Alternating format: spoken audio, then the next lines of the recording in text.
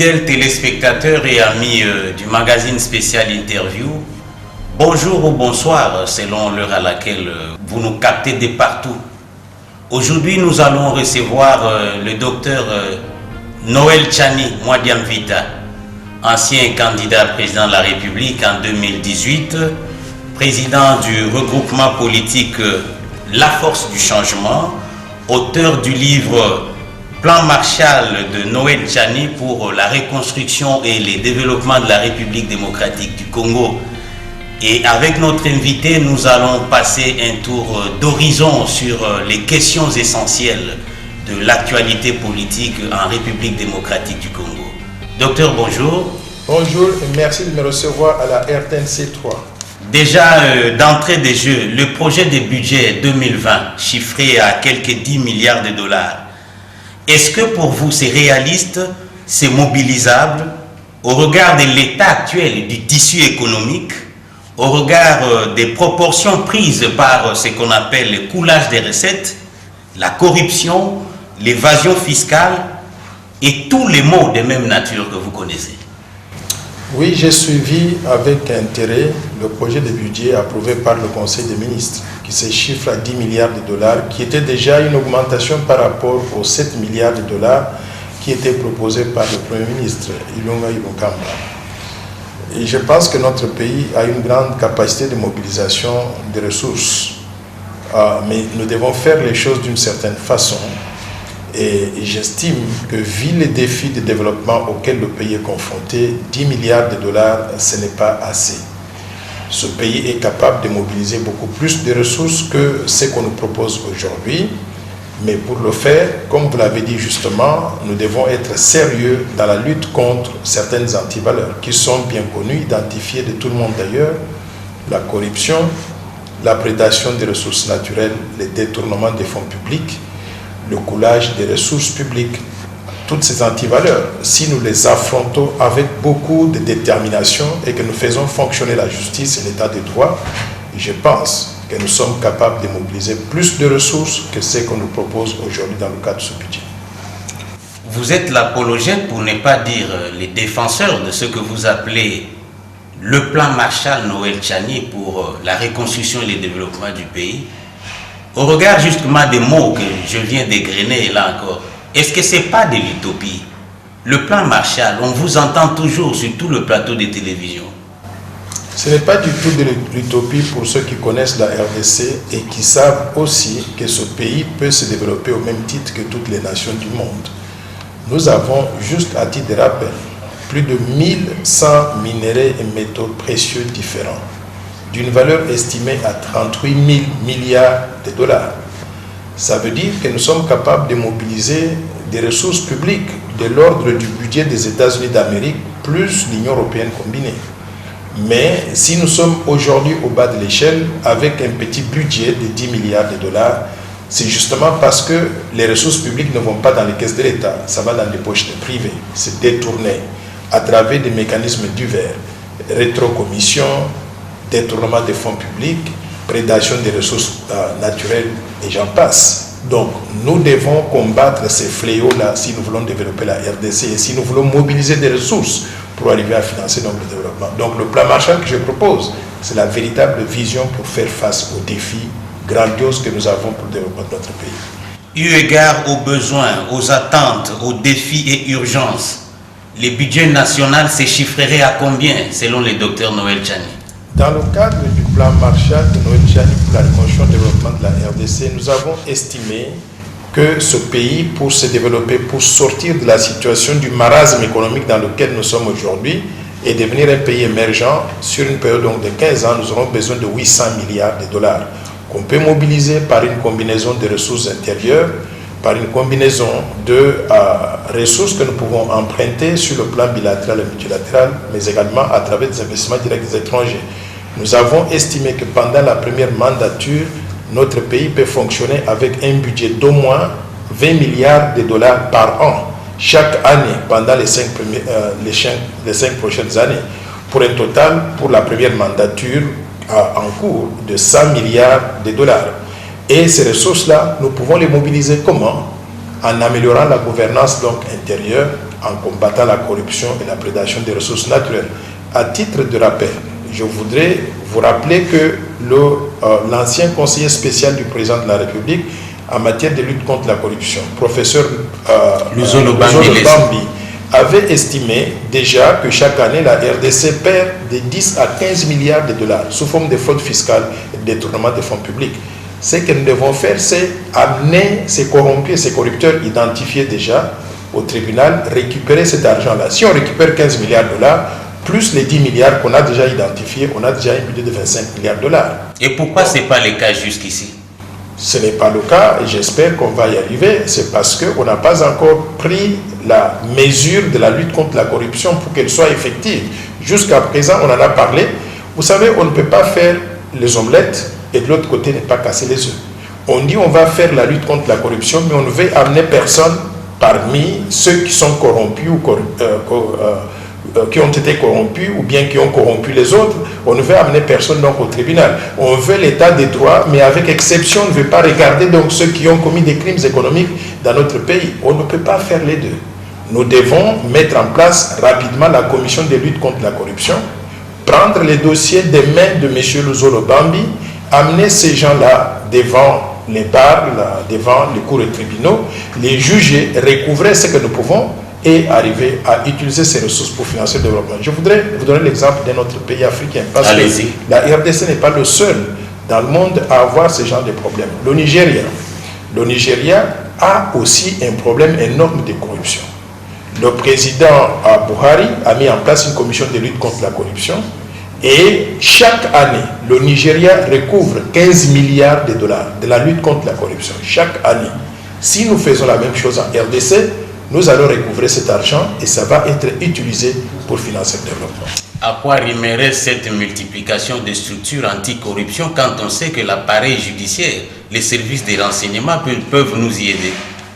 Oui, l'appareil judiciaire jusqu'à présent ne fonctionne pas et nous appelons de tous nos voeux que la restructuration de la justice soit menée de façon efficace le plus rapidement possible, qu'on puisse remplacer tous ceux qui sont corrompus. On connaît des juges, on connaît des présidents des cours et tribunaux qui sont corrompus donc, dans notre pays. Il faut donc les remplacer par des personnes nouvelles, intègres, qui suivront la ligne de pensée dictée par le président de la République, qui s'est prononcé aussi contre la corruption. Et avec ces nouvelles procédures, ces nouvelles directives, cette nouvelle vision, je pense qu'on peut maintenant mener la lutte contre la corruption.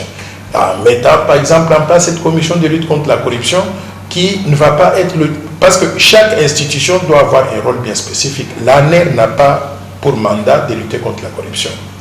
Le système de justice ne fait que fournir des renseignements. Peut fournir des renseignements, bien sûr, c'est ça son travail, mais fournir des renseignements à cette cellule de lutte contre la corruption qui sera une brigade, c'est-à-dire que quand les citoyens appellent cette commission pour dire telle personne est corrompue, nous avons des preuves, voici les preuves.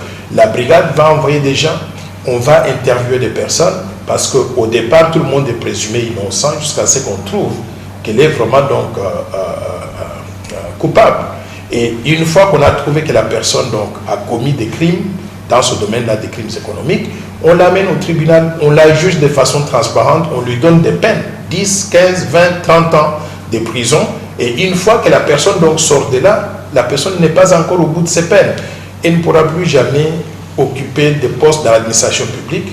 Elle ne pourra plus se présenter à des mandats électifs, être député provincial, député national ou président de la République.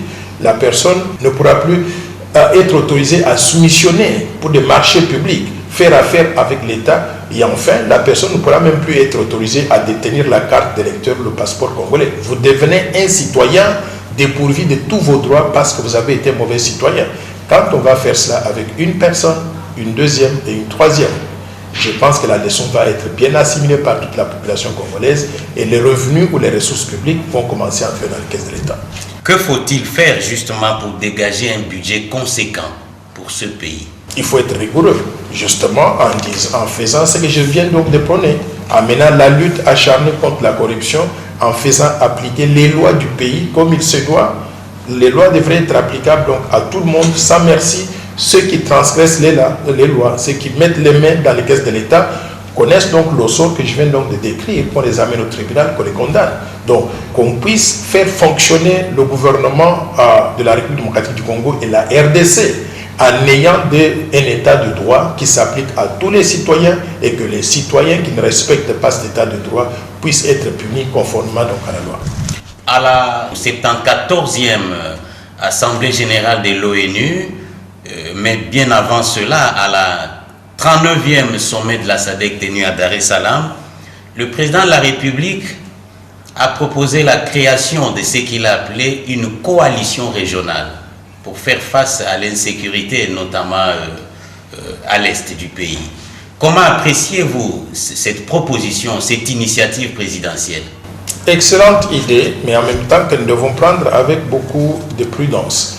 Excellente idée dans la mesure où si tous les pays concernés dans les conflits donc à l'Est se mettent dans la logique de pouvoir combattre l'insécurité, on va mutualiser les efforts, on va mettre ensemble nos forces et on va faire face à ce fléau là de façon rapide pour qu'on puisse avoir la paix en RDC, mais également la paix dans tous les autres pays. Ça, c'est sur le plan théorique. Concrètement, ça veut dire J'arrive. Quand je parle donc de mutualiser les forces, ça veut dire que la RDC a sa police, ses services de sécurité et son armée qu'on va déployer pour pouvoir combattre l'insécurité sur notre territoire. Mais les autres pays aussi limitrophes devront faire la même chose chez eux pour empêcher que des mauvais éléments ne partent de chez eux pour venir déstabiliser la RDC ou vice-versa. Maintenant, ça c'est sur le plan théorique. Mais n'oublions pas que l'insécurité en RDC a été causée en partie et entretenue par les armées d'autres pays limitrophes. Est-ce que ces gens-là ont changé aujourd'hui de cœur pour pouvoir regarder dans la même direction la RDC afin que nous puissions retrouver la paix, qui n'ont pas voulu donc dans le passé, que nous puissions retrouver la paix et que nous puissions nous développer tous au profit de toutes les populations d'Afrique centrale ou d'Afrique de l'Est? C'est une question à laquelle nous devons trouver donc des solutions. Mais l'initiative, elle est bonne. Je l'encourage, je la soutiens. Tout ce qui peut aller dans le sens de rétablir la paix, la sécurité en RDC, mais également donc dans la sous-région, est tout à fait donc louable.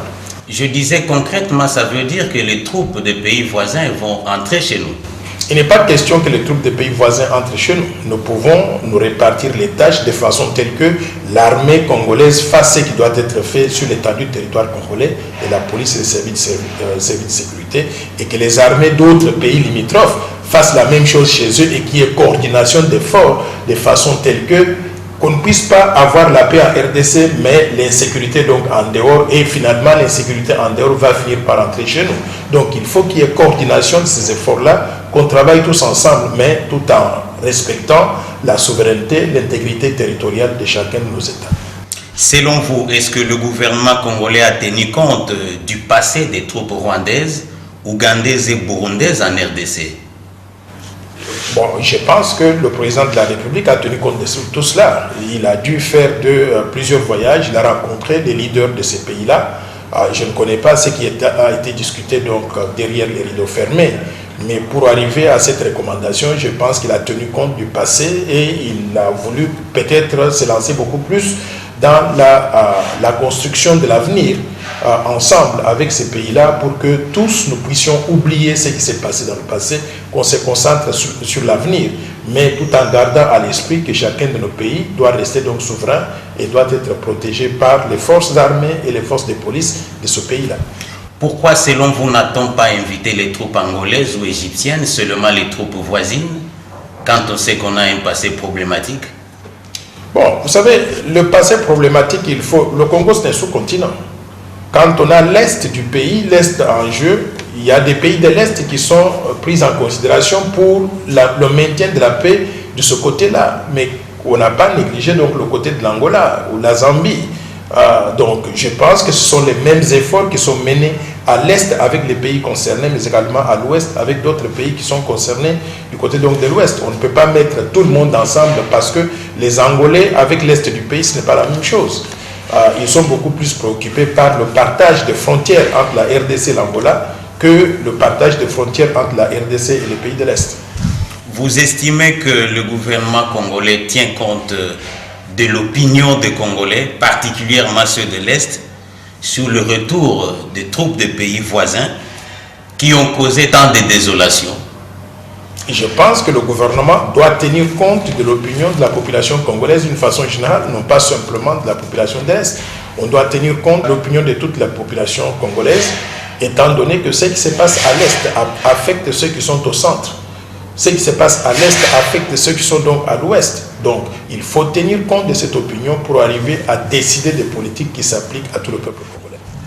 Est-ce que la présence des pays voisins dans cette coalition régionale ne risque pas de légitimer les actions de certains groupes armés, notamment les Maï-Maï, qui considèrent qu'ils se battent pour protéger les pays contre la domination étrangère, par exemple? Moi, je pense qu'il faut qu'on définisse ce qu'on veut réaliser. Nous voulons réaliser la paix. Si nous voulons avoir la paix et la sécurité... La paix, oui, mais à quel prix? Oui, j'arrive. Si on veut réaliser la paix et la sécurité sur l'ensemble du territoire national, il faut parler avec les pays voisins. Tous ces groupes rebelles sont soit venus de ces pays voisins, soit entretenus par ces pays voisins. On ne peut pas faire la paix avec soi-même simplement. Il faut faire la paix avec ceux qui sont la source de nos problèmes. Donc, arriver à les convaincre que tout le monde a gagné du rétablissement de la paix, non pas simplement en RDC, mais aussi dans la sous-région. Donc on est obligé de parler avec ces pays voisins. Et je pense que l'action prise par le chef de l'État dans ce sens-là, c'est une évolution dans le bon sens. Jusqu'à quel niveau doit-on faire confiance aux voisins dans la traque contre les différents mouvements rebelles quand on sait qu'ils convoitent nos richesses et que la stabilité à l'est de la République du Congo nuirait à certains intérêts de ses voisins? D'abord, je voudrais que les gens sachent qu'on a tellement beaucoup de ressources naturelles à exploiter dans cette sous-région que si chacun reste chez lui et s'est voué aux efforts de développement de son pays, tout le monde trouverait du salut. Dans ce contexte-là, je dirais que la République démocratique du Congo, étant le plus grand pays, ayant le plus grand nombre de ressources naturelles, doit pouvoir faire en sorte que l'exploitation de nos ressources naturelles crée des opportunités, non pas simplement pour nous, mais pour tous les citoyens de la sous-région. De ce point de vue, tout le monde a gagné d'une République démocratique du Congo plus stable et qui se développe à un rythme exponentiel. Par conséquent, craindre que ces gens-là viennent chez nous ou bien viennent participer à l'exploitation des ressources naturelles, ce n'est pas réaliste. Le monde est devenu un village planétaire aujourd'hui. Faisons ce qui doit être fait. Si on le fait, ce Congo peut devenir ce que j'appelle moi le melting pot africain, comme les États-Unis d'Amérique, créant des opportunités pour tout le peuple congolais et créant des opportunités pour les autres Africains aussi. Donc, de ce point de vue-là, tout ce qui m'intéresse, moi, c'est qu'on arrive à rétablir cette paix, cette stabilité au Congo et dans la sous-région et que chacun de nous se lance dans les efforts de développement intégral, non pas simplement de mon pays, de la République démocratique du Congo, mais également de la sous-région au profit de tout le monde. Au regard de la qualité des élections jusqu'ici organisées, vous êtes un ancien candidat président de la République en 2018, si je ne m'abuse. Beaucoup de langues se délient actuellement pour exiger la réforme de la CENI. Que va-t-on réformer? La structure, le personnel, selon vous? Je pense que la CENI, telle qu'elle a fonctionné jusqu'à présent, n'a pas fait un travail dont nous pouvons tous être fiers. La CENI a non seulement organisé des élections en ratant plusieurs échéances, mais nous avons vu des résultats proclamés par la CENI qui étaient remis en cause par la Cour constitutionnelle continuellement. J'estime qu'il y a un travail à refaire, non pas simplement au point de vue du fonctionnement de la CENI, mais également au point de vue donc, du personnel. Je voudrais attirer l'attention de tout le monde que tout le bureau de la CENI, son mandat a déjà expiré. Mais les élections locales tardent encore. Oui, le mandat, on ne va pas leur donner un nouveau mandat en ayant les mêmes personnes qui ont été accusées de beaucoup de maux, du mauvais fonctionnement de l'institution et de nous donner des résultats qui n'étaient pas très crédibles. N'oublions pas que les dirigeants actuels de la CENI sont même frappés par des sanctions internationales. 100 millions de dollars qu'on accuse le président de la CENI et ses coéquipiers d'avoir empoché à travers donc des mécanismes divers. J'estime qu'il faudrait peut-être qu'ils aillent maintenant, qu'ils se mettent de côté, qu'on puisse avoir l'occasion de faire des enquêtes normalement sur ces allégations qui sont très graves. Et entre-temps, parce que leurs mandats sont arrivés donc à terme, qu'ils soient remplacés par de nouvelles personnes compétentes, intègres, ayant l'intérêt du Congo à l'esprit lorsqu'on va les mettre là-bas, et surtout des personnes qui soient neutres. J'entends quelques noms qu'on mentionne aujourd'hui qui viendraient de l'autre camp, du camp du FCC. Je voudrais qu'on puisse être réaliste. Tous ces noms-là, nous voudrions avoir des nouvelles personnes, intègres et propres. Des personnes qui sont au-dessus de tout soupçon et qui puissent incarner ce renouvellement-là que nous verrons pour cette institution. Rendre la CENI véritablement indépendante équivaudrait, selon vous, à y écarter les forces politiques, opposition, majorité, que la CENI soit pilotée, comme vous dites, par des personnes intègres, à la moralité éprouvée et approuvée, les membres de la société civile par exemple. Comment appréciez-vous la préconisation d'un député comme André Claudel Loubaya, qui voudrait que les élections soient organisées, comme cela se passe dans plusieurs pays, par les ministères de l'Intérieur, c'est-à-dire mettre une croix à la CENI? Bon, vous avez dit beaucoup de choses. Je voudrais déjà dire que la structure qui s'occupe de l'organisation des élections, qu'elle soit en dehors du ministère ou à l'intérieur du ministère, doit être une structure qui nous donne des résultats qui ne soient pas contestables, qui soient des résultats crédibles. L'une des choses que nous devons faire, qui pourra nous permettre d'avoir de bonnes élections, c'est déjà de faire l'identification des citoyens congolais. Je suis surpris qu'année après année, personne ne parle aujourd'hui de l'identification des citoyens congolais. On ne connaît même pas combien de Congolais... Le recensement. On ne connaît même pas combien de Congolais il y a en dehors là. Nous avons des statistiques qui sont totalement donc dépassées. Si nous voulons aujourd'hui développer la RDC, il va falloir qu'on fasse le recensement de la population et qu'on puisse donner un mandat très clair aux organisateurs donc des élections. Que cette organisation qui organise les élections, soit à l'intérieur ou en dehors du ministère, peu importe. L'essentiel, c'est que nous puissions avoir des élections qui soient crédibles, qui soient organisées par des personnes intègres, qui respectent le droit, les lois de tout le monde et qui, à la fin de la journée, ces personnes ne soient pas corruptibles. Il est tout à fait inadmissible ce que nous avons vu lors de l'élection qui vient donc de se passer, qu'on ait des gens proclamés des vainqueurs et le jour suivant, on les invalide et après-demain, avec distribution donc des billets de banque par-ci par-là, les personnes donc arrivent à se faire élire comme étant des députés ou des sénateurs. Cela ne va pas nous avancer. Nous devons réorganiser donc les choses de façon à avoir des institutions qui fonctionnent normalement et qui s'appuie sur l'état de droit et non pas sur la distribution donc des billets de banque. Fort de son poids numérique au Parlement notamment, les FCC voudraient y placer l'un des siens, disons pour remplacer Nanga, l'actuel président de la CENI. Quelle lecture faites-vous de cette réaction? Je pense que d'abord, je viens de parler tout à l'heure là des résultats contestables de la CENI. Donc la supériorité numérique d'un groupement politique est tout à fait contestable. Je ne crois pas qu'il y ait aujourd'hui un cas pour qu'on puisse dire qu'il y a tel regroupement qui a vraiment gagné tel nombre de voix au niveau du Sénat, du Parlement sans avoir corrompu. Je souhaiterais que nous puissions en tant que Congolais faire le diagnostic de ce qui nous est arrivé jusqu'à présent et qui a fait que nos élections ne sont pas crédibles et qu'on puisse désigner des personnes intègres. Il y a ces personnes intègres-là qui peuvent donc diriger la CENI, qui peuvent organiser des élections dans l'intérêt donc de tout le peuple congolais. Donc sortons de ce fanatisme politique pour prendre un peu du recul et mettre en place une institution qui fera la fierté de tout le peuple congolais, une institution qui sera animée par des gens qui, quand on annonce leur nom, tout le monde et le monde entier et les Congolais, tout le monde applaudit en disant « Ah, finalement, ils ont vu clair et ils veulent maintenant que la CENI soit une institution qui soit crédible, qui fasse le travail dans l'intérêt du peuple congolais. » Pourquoi, selon vous, la question du porte-parole de l'opposition n'a jamais trouvé de solution jusqu'ici? Parce que beaucoup de politiciens congolais mettent leurs intérêts avant l'intérêt du pays, avant l'intérêt du peuple congolais. C'est du chacun pour soi, de l'individualisme. Par exemple, sur cette question-là, comment désigner le porte-parole de l'opposition? Je pense que nous devons d'abord aller avec des critères. Tous ceux qui s'identifient à l'opposition et qui voudraient devenir le porte-parole de l'opposition devraient venir soumettre leur candidature entre les membres de l'opposition eux-mêmes. Ils peuvent mettre en place donc un groupe ou bien un comité et ces candidatures doivent répondre à un certain profil. Le niveau d'expérience professionnelle, soit en politique, soit dans le privé, soit dans la société civile. Le niveau d'éducation. Nous devons sortir donc du fanatisme aveugle où nous avons des gens qui ne sont pas instruits et qui veulent donc devenir ce qu'ils ne peuvent pas faire dans la vie. nous devons voir le niveau de moralité.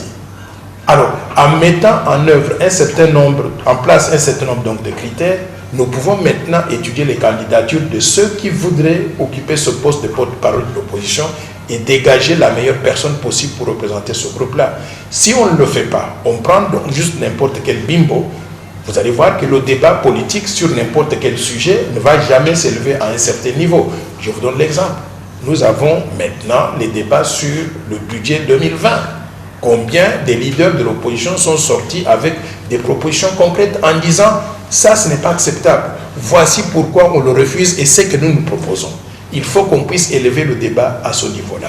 Mais si on prend donc juste les gens qui sont habitués à faire ce que j'appelle le populisme de rue, nous n'allons jamais parfaire la démocratie en République démocratique du Congo. Nous voulons une opposition républicaine, une opposition intelligente, une opposition qui a la force de conviction, une opposition qui a la capacité d'analyser et de proposer des choses ou des projets de loi qui soient un bon complément à ce que le gouvernement voudrait faire.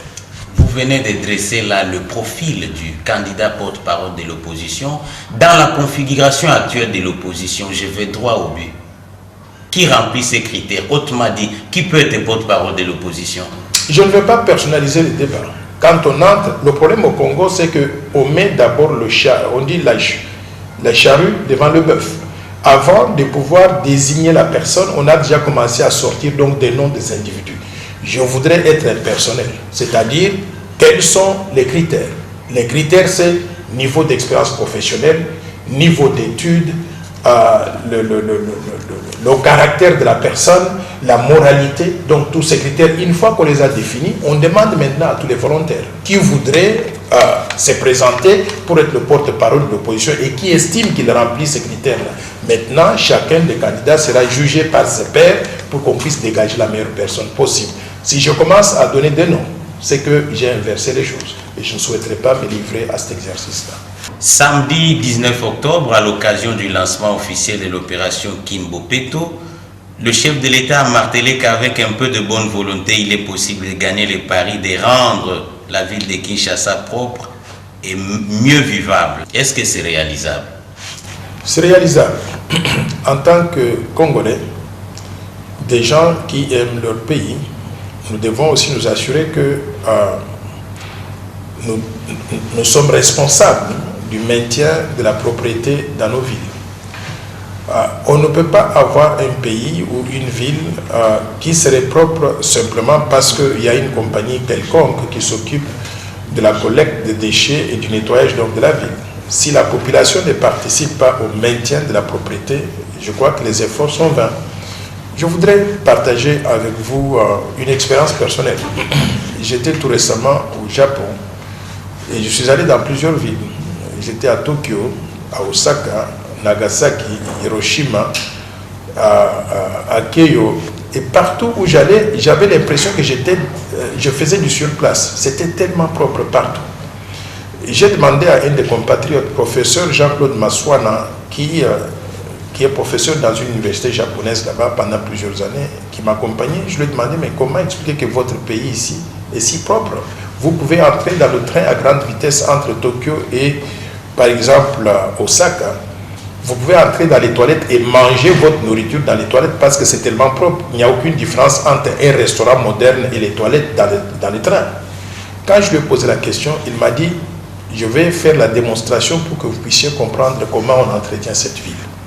On a commencé à marcher, il a pris le papier Kleenex qu'il avait dans la poche, il a dit, regarde ce qui va se passer. Il a jeté par terre. Et nous, on a continué à marcher pendant que j'ai surveillé pour voir ce qui va se passer. Le Japonais qui venait juste immédiatement après nous derrière s'est incliné sans se plaindre. Il a pris le papier et il est allé le mettre dans la poubelle. Jean-Claude Maswana m'a dit, je fais la même chose à droite encore. Il a sorti le papier, il a jeté encore. La Japonaise qui venait après nous a fait la même chose. Le maintien de la propriété dans une ville comme Tokyo, comme Kinshasa, comme Mbuji-Mayi, comme Ngandajika, partout, le maintien de la propriété, c'est l'œuvre de toute la population qui vit dans cette ville-là. Donc, je suis très content que le président de la République, mais également le gouverneur de province, Gentini Nkobila, ait lancé cette opération donc, de Kimbopeto. Et si nos compatriotes peuvent suivre, si nous tous nous pouvons adhérer à cette vision, nous allons faire de Kinshasa la plus belle ville d'Afrique comme elle a été dans le passé. Est-ce que la bonne volonté de Fachi, le président de la République, peut se concrétiser sans planning clair, sans budget, par exemple? Je ne connais pas les éléments de budget ou de planification qu'ils ont. Je pense qu'avant de parler de Kinbo Peto, il y a eu planification, il y a des ressources suffisantes allouées à cet exercice. J'ai entendu qu'au niveau de la ville de Kinshasa, on prévoit des usines d'incinération des déchets des poubelles. Une fois qu'on les a ramassés, il faut qu'on puisse les incinérer quelque part.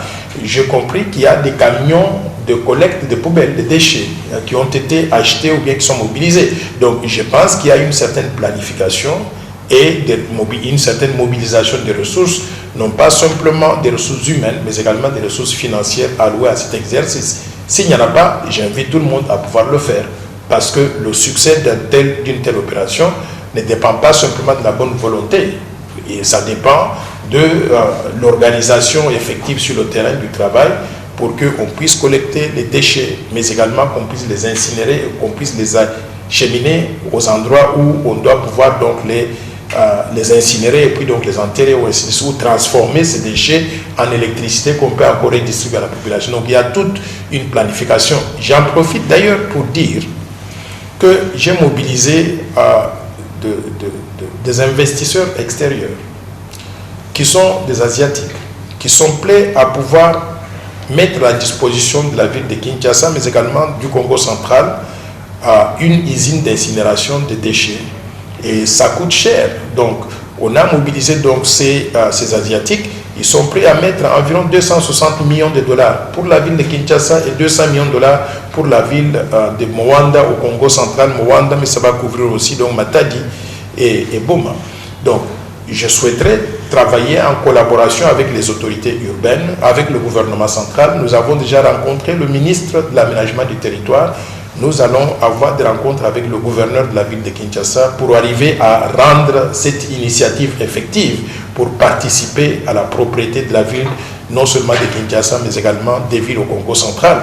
Et une fois que nous avons réussi à faire cet effet de démonstration dans ces villes, nous allons étendre ces activités à toutes les provinces de la RDC, et j'invite toute la population congolaise à adhérer à cette initiative pour qu'on transforme donc nos villes en un cadre de vie adéquat qui permet donc à tout et chacun de vivre correctement dans les conditions. Avant-dernière préoccupation, vous l'avez appris, le staff dirigeant du PPRD s'est réuni à Lubumbashi pour dégager ce qu'ils appellent la nouvelle feuille de route pour l'avenir.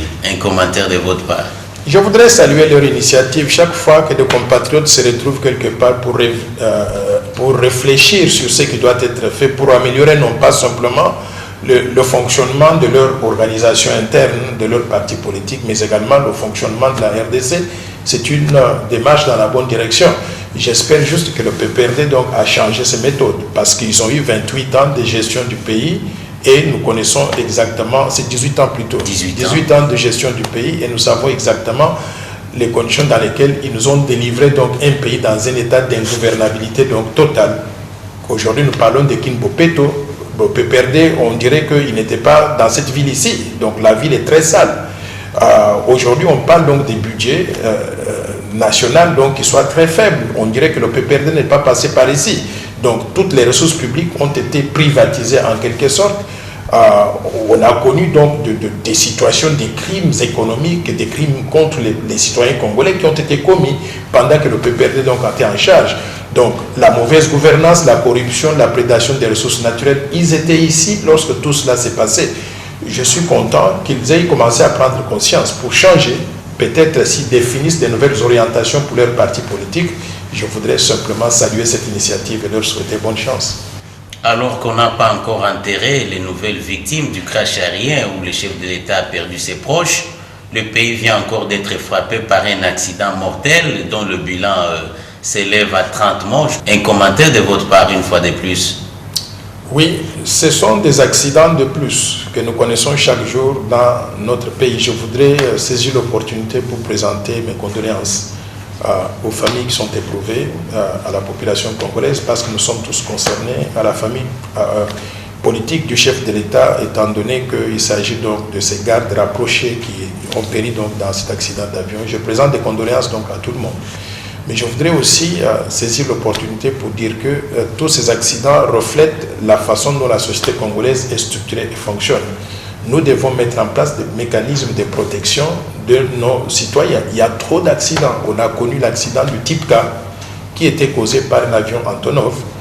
Aujourd'hui, nous avons un autre accident causé par un avion Antonov. Et est-ce que nous avons fait le diagnostic pour déterminer est-ce que ces avions sont appropriés à circuler dans les ciels congolais?